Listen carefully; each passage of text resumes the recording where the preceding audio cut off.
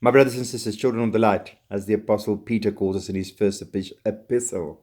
His first epistle. I want to talk to you about another word that I use.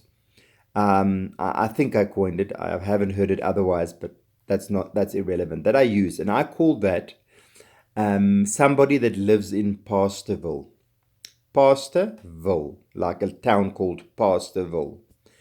I find a lot of ministers, and I think this video is probably more for ministers, but it is also quite a few church-going Christians, that they live so in the milieu of the church and dealing with church people and church congregation members and other Christians, and they live so isolated that they become completely disconnected with the truth. And listen, the dangers of the real world out there. Let me explain.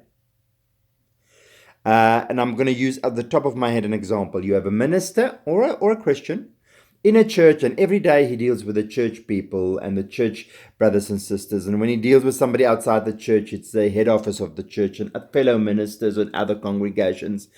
And then later on, he comes to a point where, because everybody he deals with is just Christians with their iniquities, but Christians and people that have certain standards and certain hopes and certain approaches to life, that he forgets that when he deals with the world once in a blue moon, that a different set of rules apply. And why is it important that he remembers that?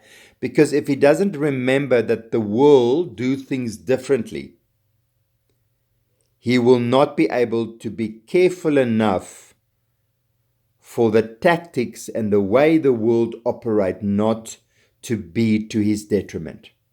He won't be able to protect himself when he deals with the world, because he's now too long dealt with the protection or the protected milieu of God-fearing people with all their iniquities, God-fearing people.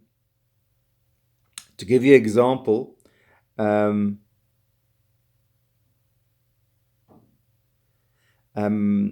few years back, I'm not going to mention names, there was a minister, not really a friend or acquaintance, but I knew of him, who a lovely congregation, and so dealing with people on a day-to-day basis, that he forgot when you deal with the world, there's dangers involved. And he actually, one day a gentleman came to his house, and he was living alone, he was single, and asked for assistance, and he actually let a complete stranger into his house. Long story short, sadly, this man ended up killing him. He assaulted him, and he died of the injuries, and stole his car and money and things out of the house and left with his car. And I often think that we as ministers or Christians must be careful if we deal a lot with other Christians and God-fearing people with all their tricks and all their problems, that most or the far majority of Christians, within all their iniquities, have a certain approach to life, which the world out there, secular people and people of sometimes of other religions, not at all share with us. Be careful when you deal with the world. And that's why I use the word Pastorville, that some people live in Pastorville. Some ministers live so in Pastorville, in this secluded milieu of the church and church people, that they forget to be careful with the world and those who are worldly. Take heed.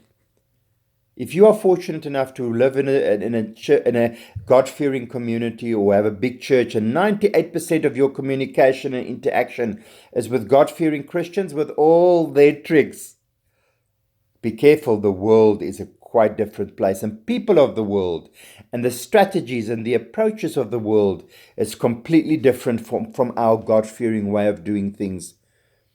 Don't live in Pastorville. Be wise and be sober and awake in the Spirit. Go to my website, glitterforchrist.co.za. There's a link. Please follow my YouTube channel. Download or share these videos on your social media. You have an obligation to evangelize, and this is one way you can do it. It's my true benediction for you that the only living God will richly bless you.